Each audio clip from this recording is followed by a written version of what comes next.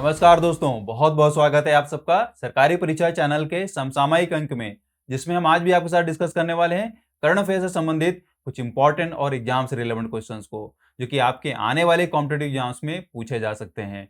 तो वीडियो बहुत इंपॉर्टेंट है, इसको पूरा देखिएगा और लास्ट तक देखिएगा। राइट, तो चलिए वीडियो को स्टार्ट करते हैं एक इंपॉर्टेंट कोट से। कोट है, मिल ही जाएगी मंजिल भटकते भटकते, गुमराह तो वो हैं जो घर से निकले ही नहीं है। मतलब साफ है कि जब आप अपनी मंजिल को पाना चाहते हैं, मंजिल को तय कर लेते हैं कि हाँ यार इस मंजिल तक मुझे पहुंचना है, और उस मंजिल तक पहुंचने का जब आप रास्ता तय करते हैं, तो उस रास्ते पे जब आप चलना स्टार्ट करते हैं, तो आपको मेहनत करनी पड़ेगी, संघर्ष करना पड़ेगा, और उस रास्ते में आपको ठोकरें भी मिलेंगी। इन ठोकरों से अगर आप सीख लेते हैं, तो वही आपको आपकी मंजिल तक पहुंचाती है।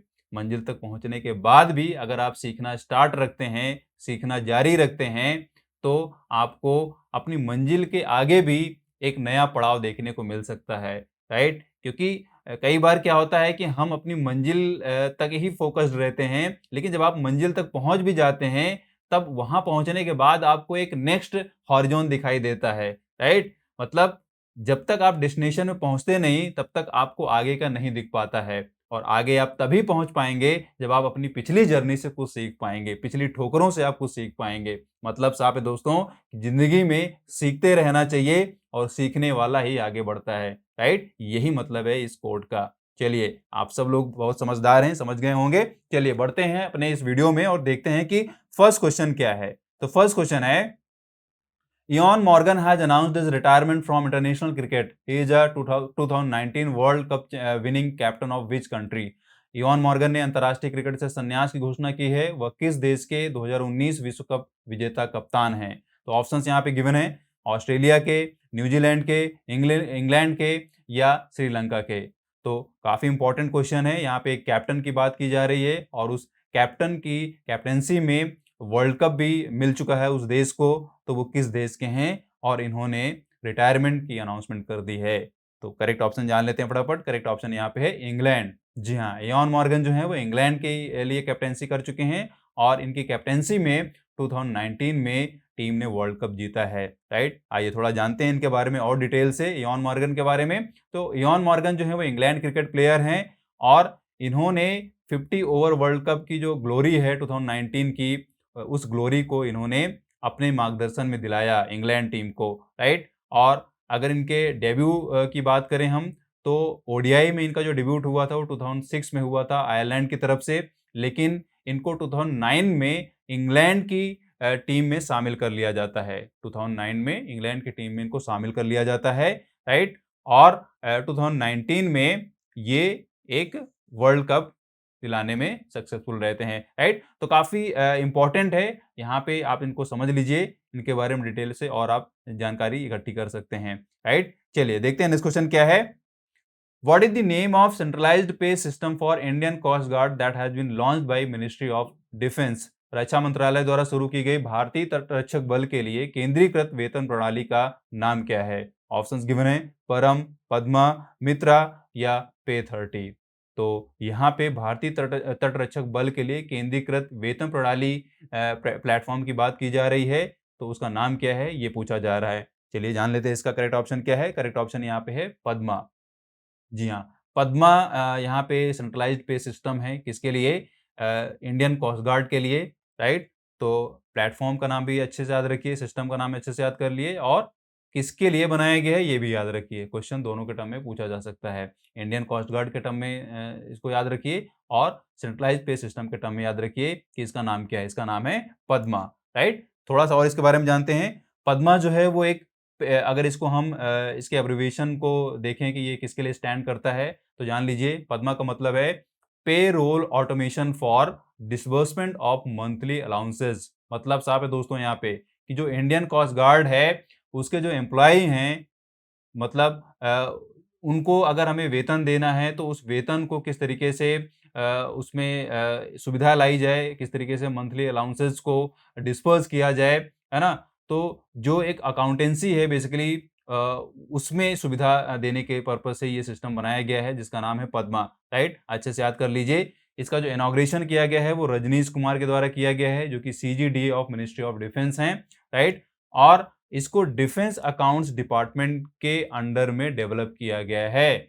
और आपको मैं बता दूं कि पद्मा जो है वो एक ऑटोमेटेड प्लेटफॉर्म है, right.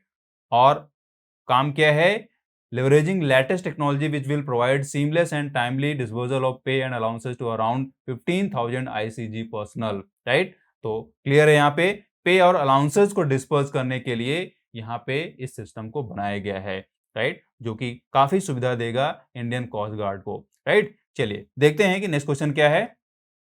Which naval ships and aircraft of India are participating in one of the largest multilateral naval exercise, RIMPAC 2022?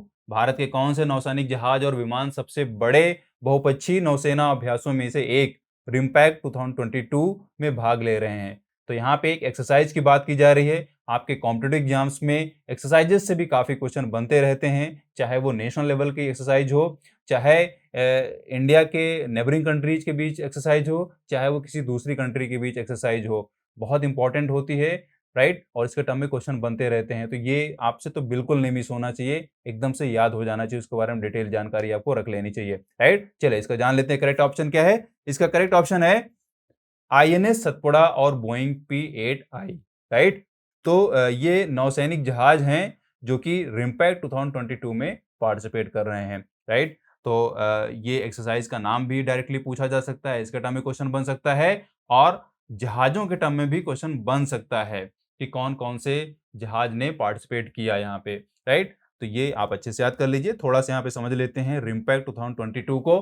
तो रिम्पैक 2022 जो है वो पर्ल हार्बर में इसको हेल्ड किया जा रहा है, उसको आयोजित किया जा रहा है, जो कि हवाई आइलैंड्स में पड़ता है। पर्ल हार्बर जो है कहाँ है, हवाई आइलैंड्स में पड़ता है, वहां पे इसको आयोजित किया जा रहा है।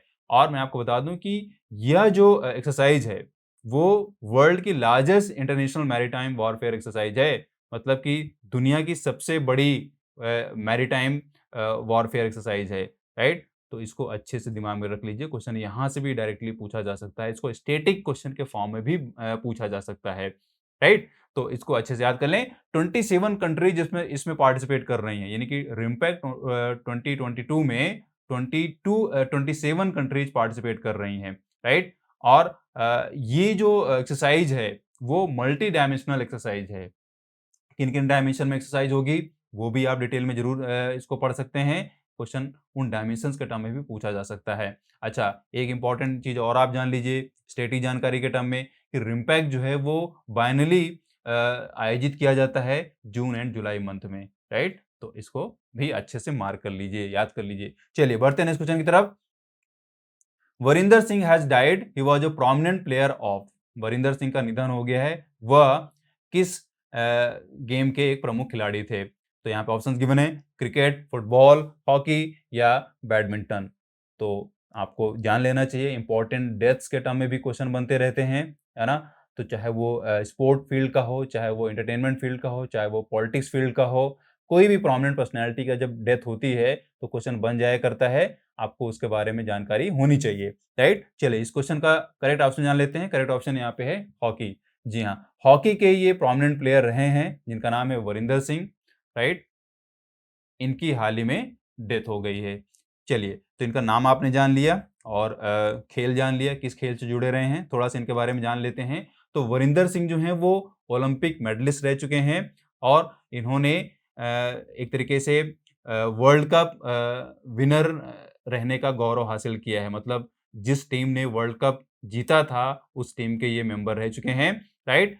और यहाँ पे 1975 हॉकी वर्ल्ड कप की अगर हम बात करें तो ये वही मैच है जिसमें इंडिया ने जीता था मैच को और गोल्ड मेडल पाया था, राइट। तो ये आप अपने दिमाग में अच्छे से याद रख लीजिए। कई बार क्या होता है जब इंपॉर्टेंट पर्सनैलिटी के टर्म में बात की जाती है, उसके टर्म में डेथ्स के टर्म में बात की जाती है, अगर उसकी हाल ही में डेथ होती है तो उससे जुड़ी हुई उपलब्धियों के टर्म में भी क्वेश्चन बन जाया करता है ना। तो ये एक तो उपलब्धि है कि हाँ वो 1975 में जो टीम जिस टीम ने जीत हासिल की थी, गोल्ड मेडल प्राप्त किया था, उस टीम के मेंबर थे। और एक ये भी पूछा जा सकता है कि उनको कौन-कौन से अवार्ड दिए जा चुके हैं, कौन सा फेमस अवार्ड उनको दिया गया है ना? तो यहाँ पे आप ये जान लीजिए कि इनको Dhyanchand lifetime achievement award भी मिल चुका है। ये आप जरूर याद रखिए, इससे भी डायरेक्टली क्वेश्चन बन सकता है, राइट। अच्छा, तो यही है बेसिकली। और एक चीज आप यहाँ पे दिमाग में रखिए कि इन्होंने पाकिस्तान को डिफीट किया था, मतलब जिस टीम में थे ये, उस टीम ने पाकिस्तान को डिफीट किया था बाय 2-1 से, राइट। तो अच्छे से याद कर लें, ये सारे एस्पेक्ट्स हैं, क्वेश्चन कहीं से भी बन सकता है। चलिए बढ़ते हैं नेक्स्ट क्वेश्चन की तरफ। In which category Deepak Punia has won bronze medal in under 23 Asian wrestling championship 2022? Deepak Punia ने अंडर 23 एशियाई कुश्ती चैंपियनशिप 2022 में किस श्रेणी में कांस्य पदक जीता है? तो ऑप्शंस यहाँ पे गिवन है। 70 किलोग्राम फ्री स्टाइल भार वर्ग, 79 किलोग्राम फ्री स्टाइल भार वर्ग, 86 किलोग्राम फ्री स्टाइल भार वर्ग, या 88 किलोग्राम फ्री स्टाइल भार वर्ग। तो ये इंपॉर्टेंट है, कई बार क्वेश्चन इस तरीके से बनता है। तो यहाँ पे जान लेते हैं करेक्ट ऑप्शन। करेक्ट ऑप्शन यहाँ पे है 86 KG free style weight category. जी हाँ, 86 किलोग्राम फ्री स्टाइल भार वर्ग में इन्होंने अंडर 23 एशियाई कुश्ती चैंपियनशिप 2022 में कांस्य पदक जीता है। तो पदक का नाम भी अच्छे से याद रखिए और चैंपियनशिप का भी नाम अच्छे से याद रखिए। किस कैटेगरी में इन्होंने ये कांस्य पदक जीता है, उस कैटेगरी को भी दिमाग में रखिए। कैटेगरी है 86 KG free style weight category, right. तो चलिए, बहुत इंपॉर्टेंट है, इसको याद कर लीजिए। थोड़ा सा यहाँ पे जान लेते हैं दीपक पुनिया के बारे में। तो दीपक पुनिया जो हैं, इन्होंने ये रिकॉर्ड बना ही लिया है कि अंडर 23 एशियन रेसलिंग चैंपियनशिप में कांस्य पदक जीता है। और इन्होंने किसको डिफीट करके बनाया है, ये भी जानना जरूरी है। तो इन्होंने डिफीट किया है मैक्सेट सैटिबाल्डी, राइट। तो ये नाम भी आप याद कर सकते हैं। ये कजाकिस्तान के हैं, इनको इन्होंने डिफीट किया है और ब्रॉन्ज मेडल हासिल किया है भारत के लिए, राइट। अच्छा, ये जो चैंपियनशिप है वो कहाँ पे है, कहाँ पे आयोजित हुई है, ये भी आप जान लीजिए। ये हुई है बिश्केक किर्गिस्तान में, राइट। तो ये जगह है जहाँ पे इसका आयोजन हुआ है इस चैंपियनशिप का, उसको भी दिमाग में रखिए।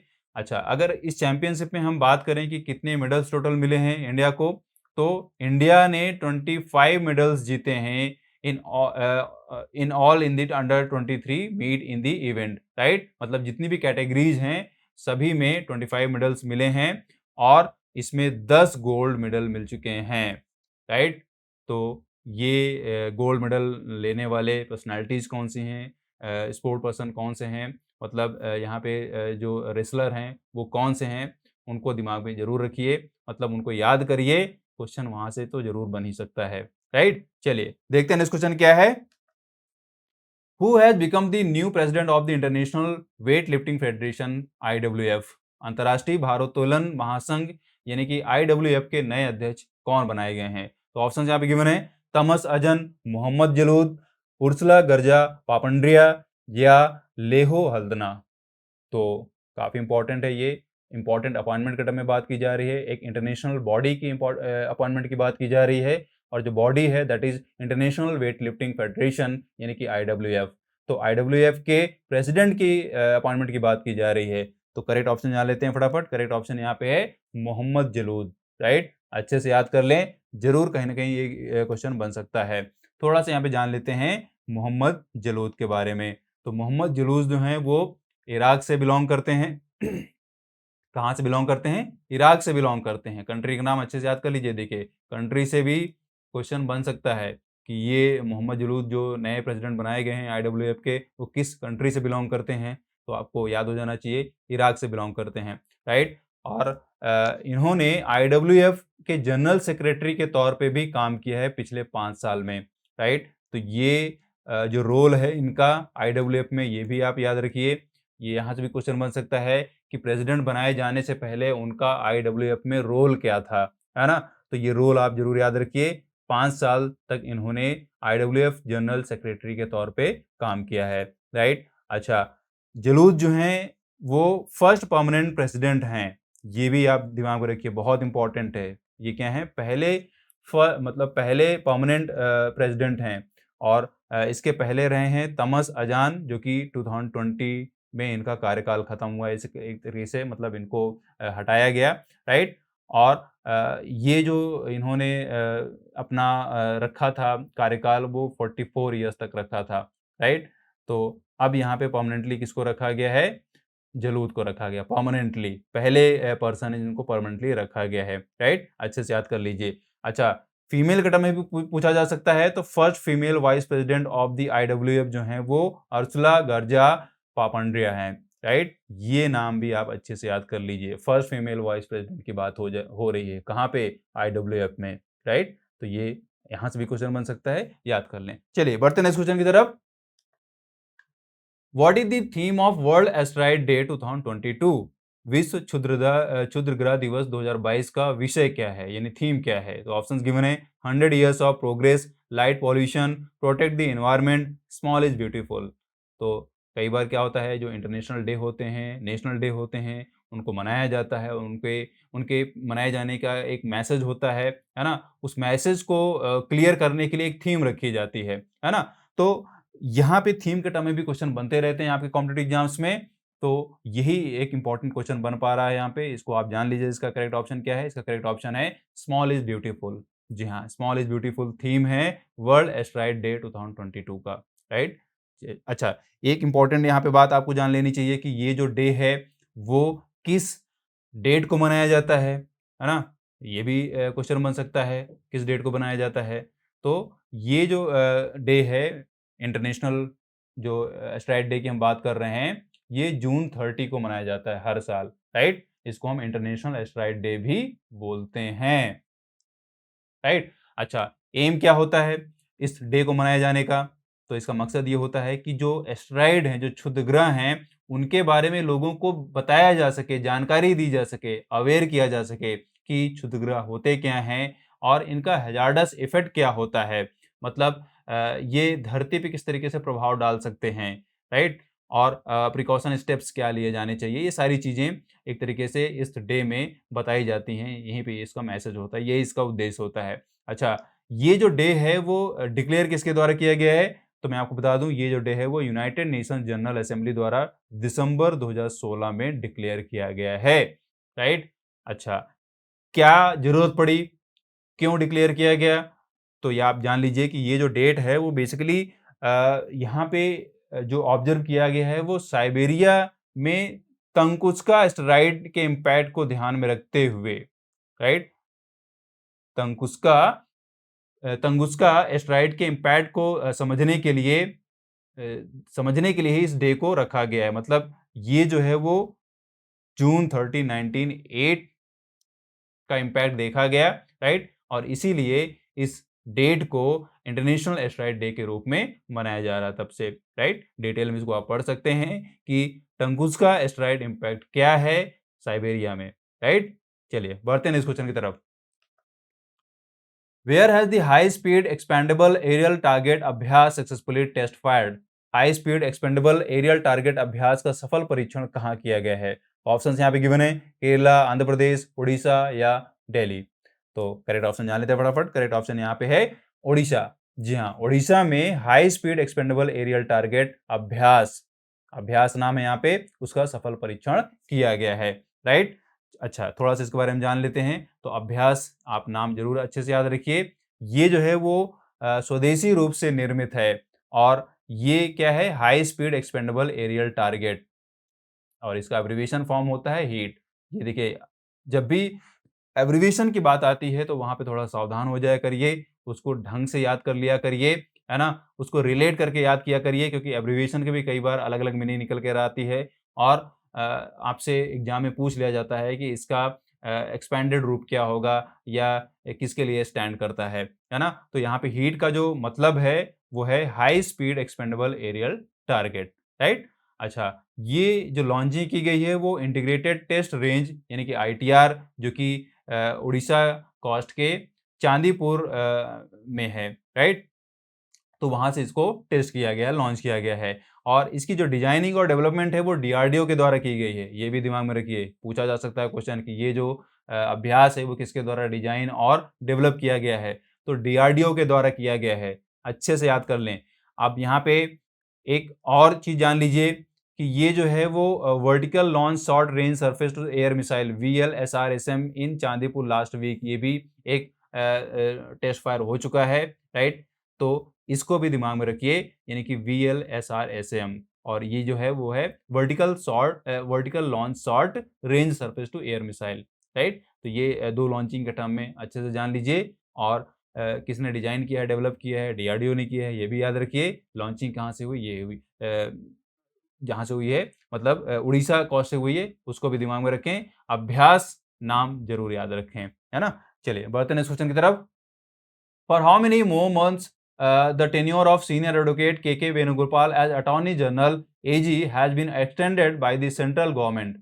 केंद्र सरकार द्वारा वरिष्ठ अधिवक्ता के वेणुगोपाल के कार्यकाल को अटॉर्नी जनरल एजी के रूप में कितने महीनों के लिए बढ़ा दिया गया है? तो ऑप्शन यहाँ पे गिवन है 3 मंथ्स, 6 मंथ्स, 9 मंथ्स या 12 मंथ्स।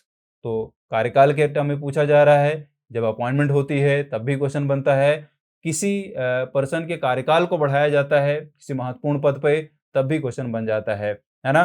तो यहाँ पे इंडिया के अटॉर्नी जनरल की बात हो रही है। अटॉर्नी जनरल जो है इस समय वो सीनियर एडवोकेट के वेणुगोपाल हैं, उनके कार्यकाल को बढ़ा दिया गया है, राइट। तो कितने समय के लिए बढ़ाया गया है ये पूछा जा रहा है। तो यहाँ पे करेक्ट ऑप्शन है 3 मंथ्स, मतलब 3 महीने। 3 महीने के लिए इनका कार्यकाल बढ़ा दिया गया है, राइट। चलिए थोड़ा सा और जान लेते हैं। के वेणुगोपाल का जो टेन्योर है वो जून 30 को खत्म होने वाला था, लेकिन इनके टेन्योर को 3 महीने के लिए और बढ़ा दिया गया है। ध्यान रखिए, यहाँ पे जो अटॉर्नी जनरल की अपॉइंटमेंट होती है वो प्रेसिडेंट ऑफ इंडिया के द्वारा होती है। मतलब प्रेसिडेंट ने इनकी अपॉइंटमेंट की थी जुलाई 2017। तो अब बताइए जुलाई 2017 में प्रेसिडेंट कौन थे और किन्होंने इनकी अपॉइंटमेंट की थी? क्वेश्चन यहाँ से भी बन सकता है, राइट। मुझे कमेंट में बताइए कि 2017 में इंडिया के प्रेसिडेंट कौन थे। चलिए, तो 15th पर्सन ये रहे हैं attorney general for India, right. ये भी दिमाग में रखिए, पूछा जा सकता है कि किस क्रम के अटॉर्नी जनरल ये रह चुके हैं, है ना। तो 15th पर्सन है, और इन्होंने जिनको सक्सीड किया था वो थे मुकुल रोहतगी। जी हाँ, मुकुल रोहतगी को सक्सीड करके इन्होंने अपना ये टर्म हासिल किया था, राइट। इस पद पे काबिज हुए थे, और इनका जो मुकुल रोहतगी का कार्यकाल रहा है वो 2014 से 2017 तक का रहा है, राइट। तो ये भी आप याद कर लीजिए। चलिए बढ़ते हैं नेक्स्ट क्वेश्चन की तरफ। What is the name of India's first indigenously developed mRNA vaccine against the COVID-19 approved by DGCI? DGCI द्वारा अनुमोदित कोविड-19 के खिलाफ भारत के पहले स्वदेशी रूप से विकसित mRNA वैक्सीन का नाम क्या है? तो ऑप्शन यहाँ पे गिवन है नोवावैक्स, जिफीवैक्स, जेम्फोवैक 19 या एपीवैको कोरोना। तो ये कुछ नाम हैं वैक्सीन्स के जो कि mRNA के टर्म में दिए गए हैं, उसके अगेंस्ट दिए गए हैं। मैं यहाँ पे ये नहीं बोल रहा हूँ कि ये mRNA वैक्सीन है सारी। आपको ये बताना है कि इसमें कौन-सी वैक्सीन है जो कि कोविड-19 के खिलाफ लड़ाई करेगी, मतलब कोविड-19 में इफ़ेक्टिव होगी, और इसको भारत में स्वदेशी रूप से विकसित किया गया है, राइट। तो ये इंपॉर्टेंट है। नाम मैं आपको बता देता हूँ फटाफट। यहाँ पे जो वैक्सीन का नाम है दैट इज जेमकोवैक 19, राइट। तो ये ब्रांड नेम है, अच्छे से याद कर लीजिए। और ये खासियत ये है कि देश में बनाई गई है, और दूसरी खासियत ये है कि ये mRNA वैक्सीन है, राइट। थोड़ा सा और जान लेते हैं। तो ये mRNA वैक्सीन है, स्वदेशी रूप से विकसित की गई है, किसके द्वारा डेवलप की गई है? तो ये भी देखिए बहुत इंपॉर्टेंट है। ये विकसित की गई है जिनेवा बायोफार्मास्यूटिकल्स लिमिटेड, जो कि पुणे में है, उसके द्वारा इसको डेवलप किया गया है, राइट। तो ये संस्थान आप अच्छे से दिमाग में रखिए। मतलब कि ये जो फार्मास्यूटिकल कंपनी है, इसका नाम जरूर याद रखें। कंपनी के टर्म में भी क्वेश्चन बन सकता है, राइट। अच्छा, इसको ऑथराइज किया जा चुका है इमरजेंसी यूज के लिए। अच्छा, वैक्सीन के टर्म में जब भी उसको इमरजेंसी यूज के लिए ऑथराइज किया जाता है तो उसके लिए शॉर्ट वहाँ पे यूज किया जाता है, एब्रिविएशन यूज किया जाता है, दैट इज EUA, है ना। तो EUA का मतलब है इमरजेंसी यूज ऑथराइजेशन। कंफ्यूज मत होइएगा, अगर एग्जाम में सिर्फ इतना ही पूछा जा रहा है EUA, तो वैक्सीन के टर्म में मतलब वही होगा कि इमरजेंसी के लिए उसको, इमरजेंसी यूज के लिए उसको ऑथराइज किया जा चुका है, राइट। अच्छा, यहाँ पे अगर हम देखें कि ये किस तरीके से इफेक्टिव होगी, क्या डोज लेनी पड़ेगी, किस एज के लिए है, तो आप देखिए कि ये जो है वो एडल्ट्स के लिए ही रखा गया है, for adults above 18 years of age, right. और डोज जो है वो 2 डोज वैक्सीन है, और 28 डेज के भीतर यहाँ पे दोनों डोज लेनी है, राइट। और ये जो वैक्सीन है, only third mRNA vaccine to be approved for कोविड-19 इन द वर्ल्ड, राइट? ये एक बड़ी खासियत बात है। आप जान लीजिए कि पूरे विश्व में ये थर्ड वैक्सीन है जो mRNA कैटेगरी में अप्रूव की गई है कोविड-19 के इलाज के लिए, राइट? अब आप बोलेंगे यार वैक्सीन तो बहुत सारी आ चुकी हैं, अब ये नया खेल क्या है? ये नया कौन-सा उपलब्धि है mRNA? आरएनए का भी आपने खूब नाम सुना है, डीएनए का नाम भी खूब सुना है और कोविड टाइम में तो आपने खूब ज़्यादा ही सुना है आरएनए का, है ना? तो थोड़ा-सा मैं आपको ब्रीफ कर देता हूँ यहाँ पे। यहाँ पे देखिए mRNA जो वैक्सीन है, उसका मतलब ये है, देखो ये चीज़ तो आप जानते हो कि आपकी बॉडी में सेल्स होती हैं, कोशिकाएँ होती हैं, है ना? कोशिकाओं में डीएनए होता है, आरएनए होता है, ठीक है? डीएनए जो होता है वो आपके सेल के न्यूक्लियस में रहता है, केंद्रिका में रहता है ना? वो हमारे जेनेटिक मैसेज को वहाँ पे रखता है। एमआरएनए क्या करता है कि वो जेनेटिक कोड के मैसेज को ही ले आता है केंद्र से, मतलब केंद्रिका से राइबोसोम पे। राइबोसोम जो है वो एक तरीके से साइट होती है, वो मशीनरी होती है जो हमारी बॉडी में डिफरेंट टाइप के प्रोटीन्स को सिंथेसाइज़ करती है ना? आपको ये भी मालूम होना चाहिए कि हमारी बॉडी में बहुत सारी प्रोटीन्स की ज़रूरत पड़ती है। सिर्फ़ आप जो खाते हैं, मतलब अगर आप मीट खा रहे हैं, मतलब जो भी नॉन-वेज खा रहे हैं या वेजिटेरियन हैं, डिफरेंट सोर्सेज़ पनीर और बहुत सारी चीज़ें खाते रहते हैं, आपको लगता है कि आपकी बॉडी में यार प्रोटीन पर्याप्त हो गई, आपने प्रोटीन की डाइट बाकायदा पूरी ले ली है ना? अब कोई ज़रूरत नहीं है। तो ऐसा नहीं है, प्रोटीन आप जो खाते हैं वो कुछ टाइप के प्रोटीन्स को ही वहाँ पे ज़रूरत पूरी कर पाता है और टाइप की जो प्रोटीन्स हैं वो हमारी बॉडी खुद सिंथेसाइज़ करती है और कहाँ सिंथेसाइज़ होती है? हमारी कोशिकाओं में। और हमारी कोशिकाओं में राइबोसोम्स साइट्स होती हैं, राइट? वहाँ पे प्रोटीन्स की सिंथेसिस होती है।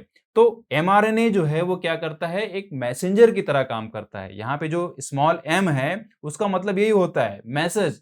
वो क्या करता है? डीएनए के मैसेज को एक तरीके से ट्रांसफर करता है राइबोसोम साइट पे, राइट? और उसके हिसाब से प्रोटीन सिंथेसाइज करता है और वही सारी प्रोटीन्स जो हैं हमारी बॉडी में अ, हेल्पफुल होती हैं, राइट? और ये सारी प्रोटीन जो हैं कई बार हमारी बीमारियों में लड़ने में भी हेल्पफुल होती हैं। तो बीमारियों का नाम आ चुका है तो इसका मतलब है कि यही कॉन्सेप्ट है।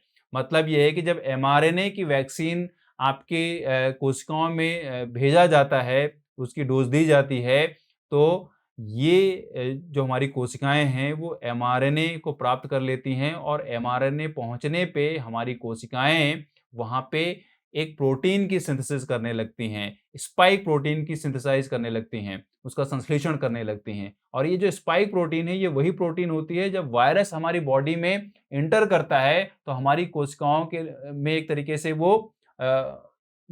स्पाइक प्रोटीन बनाने लगता है, राइट? आप देखते हो ना उसमें वायरस जब दिखता है तो उसके पास उसके चारों तरफ काँटे-काँटे जैसे दिखते हैं, तो वो बेसिकली क्या है स्पाइक प्रोटीन ही है ना? तो स्पाइक प्रोटीन जब हमारी बॉडी में बन जाता है एमआरएनए के थ्रू, एमआरएनए वैक्सीन के द्वारा, तो उस प्रोटीन को हमारी सेल्स अलग कर लेती हैं और बाकी जो एमआरएनए है, उसको एक तरीके से डिसइंटीग्रेट कर देती हैं, डिस्ट्रॉय कर देती हैं और हमारी बॉडी से उसको अलग कर देती हैं। लेकिन जो स्पाइक प्रोटीन बनी, तो वो स्पाइक प्रोटीन हमारी कोशिकाओं के सरफेस में एक तरीके से भेज दिया जाता है कोशिकाओं के द्वारा और हमारी बॉडी का जो इम्यून सिस्टम है, वो इन स्पाइक प्रोटीन को पहचान लेता है कि यार ये कौन-सी प्रोटीन आ गई, ये कौन-सा आदमी आ गया, फॉरेन बॉडी कौन-सी आ गई। तो हमारा इम्यून सिस्टम जो है उसके खिलाफ लड़ना स्टार्ट कर देता है, मतलब उसके लिए एंटीबॉडी बनाना तैयार कर देता है और ये एंटीबॉडी बनाने की जो प्रक्रिया है, वो बाकी कोशिकाओं को भी मैसेज में दे दिया जाता है कि सावधान हो जाइए, दुश्मन आ चुका है, राइट? तो इस तरीके से क्या होता है हमारी बॉडी में एंटीबॉडी तैयार हो जाती है against the spike protein, right? और अगर आपको कोविड होता है, कोविड का वायरस वहाँ पे पहुँचता है और वायरस स्पाइक प्रोटीन बनाना स्टार्ट करता है, तो ऑलरेडी हमारी बॉडी में इम्यून सिस्टम मौजूद होता है, जो कि इन लिविंग वायरस के प्रोटीन को डिस्ट्रॉय कर देते हैं, उसके खिलाफ लड़ाई लड़ पाते हैं और आप वायरस से बच जाते हैं। यही कॉन्सेप्ट है एमआरएनए का, राइट? आई होप आपको समझ में आ गया होगा। तो दोस्तों, यही थे हमारे आज के इम्पोर्टेंट करंट अफेयर्स के एमसीक्यूज़। आपके आने वाले कॉम्पिटिटिव एग्ज़ाम्स में ज़रूर पूछे जा सकते हैं। आई होप आपने आंसर याद कर लिए होंगे, इम्पोर्टेंट पॉइंट्स को आपने मार्क ज़रूर किया होगा। मार्क ज़रूर करते रहा करिए, नोट्स बनाते रहा करिए उसके डिटेल में जाया करिए, बिकॉज कई बार जो क्वेश्चन होता है वो डायरेक्टली ऐसे लैंग्वेज में नहीं भी बनता है, तो कई बार घुमा के पूछ लिया जाता है उसको, है ना। आपको जब बेसिक जानकारी उसके बारे में मालूम रहती है तो क्वेश्चन जैसे भी बने आप क्वेश्चन को सॉल्व कर लेंगे, राइट। तो चलिए मिलता हूं आपसे नेक्स्ट वीडियो में। अगर आपको वीडियो हेल्पफुल लगी हो तो इसको लाइक करें, शेयर करें, और अगर आप चैनल में नए हैं तो इसको आप सब्सक्राइब कर लें, साथ में बेल आइकन को प्रेस कर लें ताकि इंपॉर्टेंट वीडियोज आपसे मिस ना हो, राइट। चलिए तो मिलता हूं आपसे नेक्स्ट वीडियो में, तब तक have a nice day, great day, thank you.